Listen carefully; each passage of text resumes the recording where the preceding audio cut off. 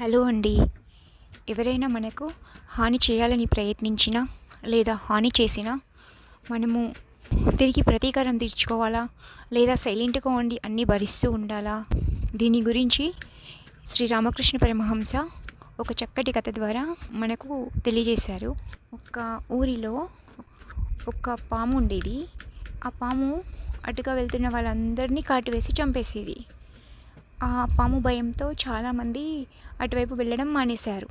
అయితే ఒకసారి ఒక సాధువు ఆ దారి గుండా వెళ్తూ ఉన్నాడు. ఆ పాము ఎక్కడైతే ఉందో ఆ దారి గుండా వెళ్తూ ఉన్నాడు. అప్పుడే అక్కడ కొంతమంది పిల్లలు ఆడుకుంటూ ఉన్నారు. అక్కడికి వెళ్తూ ఉన్నాడు.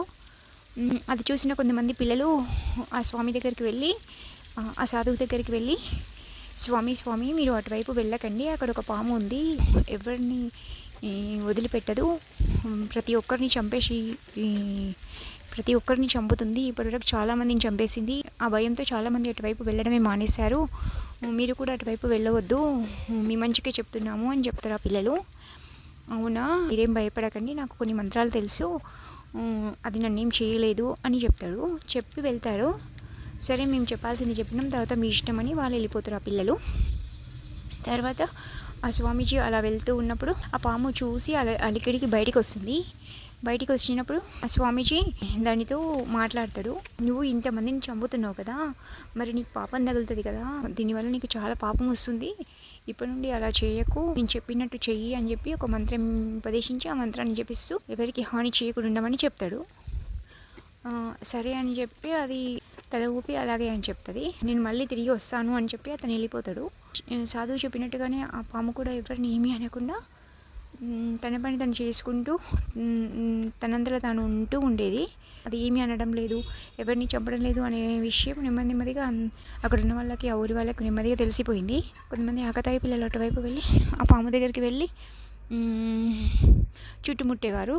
అయినా అది ఏమీ అనకపోవడంతో దాన్ని నెమ్మదిగా పడగతో దాన్ని పట్టుకొని గిరగిరా తిప్పి పడేయడము, కింద బండకేసి నేలకేసి కొట్టడము అలా చేశారు.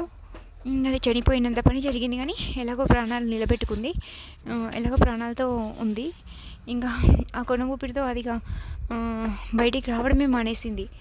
ఇంకా మళ్ళీ భయపడి అది తిరిగి బయటికి రావడమే మానేసింది.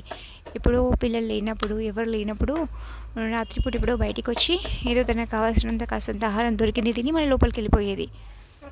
ఇలా కొన్ని రోజులు గడిచాక మళ్ళీ ఆ సాధువు అదే దారి గుండా వచ్చిండు. అప్పుడు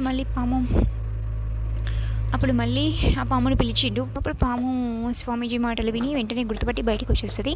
అప్పుడు స్వామీజీ దాని పరిస్థితి చూసి, ఏంటి ఇలా అయిపోయావు, ఇంత బక్కచిక్కి ఇలా ఎందుకు అయిపోయావు అని అడుగుతాడు. ఏం లేదు స్వామి, నేను బాగానే ఉన్నాను అని చెప్తే, లేదు ఏదో జరిగింది, నేను చూస్తేనే అర్థమవుతుంది, ఏం జరిగిందో చెప్పు ఫస్ట్ అని అడుగుతాడు. అప్పుడు చెప్తుంది. ఏం జరిగిందంటే, స్వామి మీరు చెప్పారని నేను ఎవరిని ఎలాంటి హాని చేయకూడదని చెప్పారు కాబట్టి నేను ఎవరిని ఏమీ అనలేదు.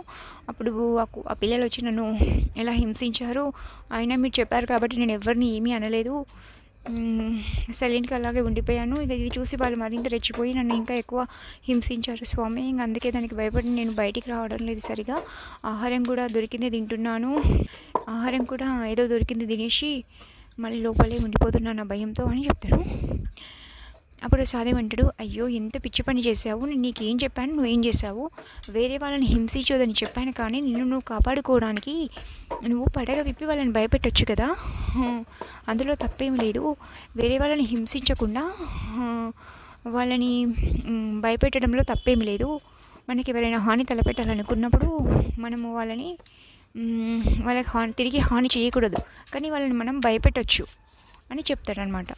అప్పుడు దీన్ని బట్టి మనకి ఏం తెలిసిందంటే, ఎవరైనా మనకు హాని చేయాలనుకున్నప్పుడు మనం తిరిగి హాని చేయకూడదు, అలా అని చెప్పి సైలెంట్గా భరిస్తూ కూడా ఉండకూడదు, మనము వాళ్ళని భయపెట్టాలి, వాళ్ళకి ఏమి చేయకుండా భయపెట్టమని మనకు ఈ కథ ద్వారా శ్రీరామకృష్ణ పరమహంస ఈ కథ ద్వారా మనకు తెలియజేశారు.